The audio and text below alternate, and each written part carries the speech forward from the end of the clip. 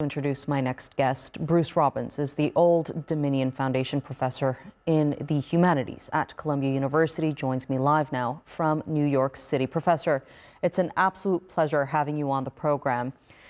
From what I understand, you're under investigation for taking your class to the encampment. Walk me through your story from the beginning. First of all, thank you for doing this. And I was at the demonstration you were just showing, so it's a special pleasure to be watching your footage. Yes, on April 22nd, I invited members of my class who wanted to accompany me to the encampment. The subject of our class that day, which had been announced since January, months and months in advance, was atrocity in Gaza. I had asked all the students to recommend whatever reading they thought would be good for the class to read. And I said, anyone who didn't feel comfortable coming to the encampment should feel fine about not coming. There would be no consequences. But anybody who appreciated the historic coincidence that we were talking about this subject just at a moment when students were protesting Israeli violence in Gaza should come along with me. So we went along, and apparently a couple of students who did not come brought charges against me for having interfered with their equality of educational opportunity by holding the class at a place where they weren't comfortable, that is, on the encampment.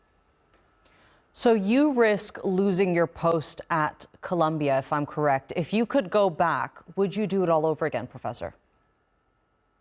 That day, I felt that I was offered an educational opportunity, which is very, very rare. And I thought that my students deserved the opportunity to see this and to think about what we were talking about in the context of these protests. I didn't say you have to protest. We didn't chant any slogans. We talked about the subject. And I think the students who participated were glad that they did. Of course, I would do it again. I think it's not just part of my right as a professor, but also my obligation. I also want to get your thoughts on Mahmoud Khalil's case, the developments that we're hearing being his alleged affiliation with UNRWA, an aid agency that Palestinians, as many people know, heavily rely on. Federal investigators, they say that he could be deported for not mentioning his association with the organization. What are your thoughts? That seems grotesque to me. It seems clear that he's a political prisoner, that he was arrested, kidnapped, simply for expressing his views. Because he has committed no crime, the government is desperately trying to come up with some reason for having him in custody.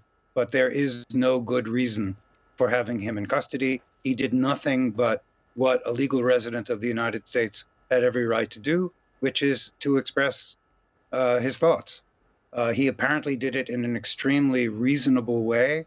Everyone who's talked to him testifies to that. So frankly, if they can do it to him, they can do it to anybody. Yeah, I mean, it's free speech that lies at the heart of this story for both you, Mahmoud Khalil, and the thousands of others at Columbia University that oppose one of the worst live-streamed atrocities of our time. How do people feel about their right to free speech? I think they feel, at least many of us feel, I can't speak for everybody, that we have been betrayed by the administration of Columbia, which has agreed for whatever reasons with the Trump administration and has betrayed the mission of the university, which it should be a place where people can speak and think freely. That's what we're there for. Of course, it's not what the Trump administration believes. It's not what the Republican Party believes. And this was an opportunity for the Columbia administration to say, look, we're going to stand by the mission of this university and, you know, take us to court. But instead, they've decided to try to make the bully happy with them, which is probably not going to work. It never does with bullies. Okay, I want to talk a bit about these reforms that the university is bringing in. Of course, Sure. the administration, they're trying to recover funding, understandably. But what are they going to have to give up in order to gain back that federal funding? Well, first of all, there's no guarantee that they ever will gain back the federal funding. Um, they weren't even offered a deal where we will give you back the money if you give us this. The government just said, do these 5 things, which I don't remember all of, but the essence of them is giving up the university's own control over its own activities. And that a university can't be a university and give that right up. What is being done to the Department of Middle Eastern Studies, MISAS, is particularly egregious. It happens to be a very highly respected department for scholarly reasons. But students not being allowed to wear masks so that they can be more easily arrested. And then extra security people put on campus with the right to make arrests, which is probably not constitutional. I find it hard to find words for the amount of indignation there is on campus among students and faculty. And I don't know what we're going to do. I wouldn't be surprised if there were a vote of no confidence in this president, as there was in Minouche Shafik the last time the cops were called. But really, there ought to be a vote of no confidence in the Board of Trustees, because I think it's the Board of Trustees that is pushing the president to give in to the Trump administration.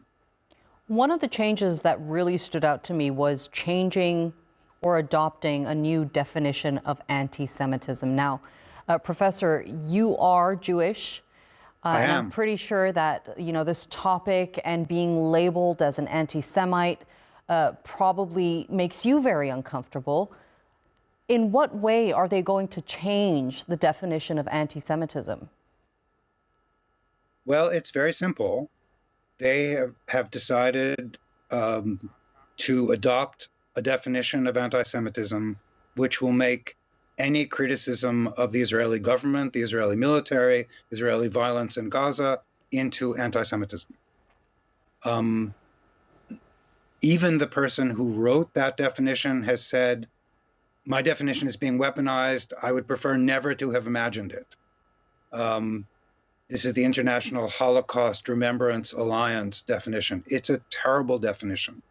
Many, many Jews have spoken out to say, please do not adopt that definition. But the Trump administration asked Columbia to adopt it, and that is what they have done. Okay, Professor Bruce Robbins, thank you so much for being with me here on TRT World and sharing your story with us. I appreciate it. Thanks for having me.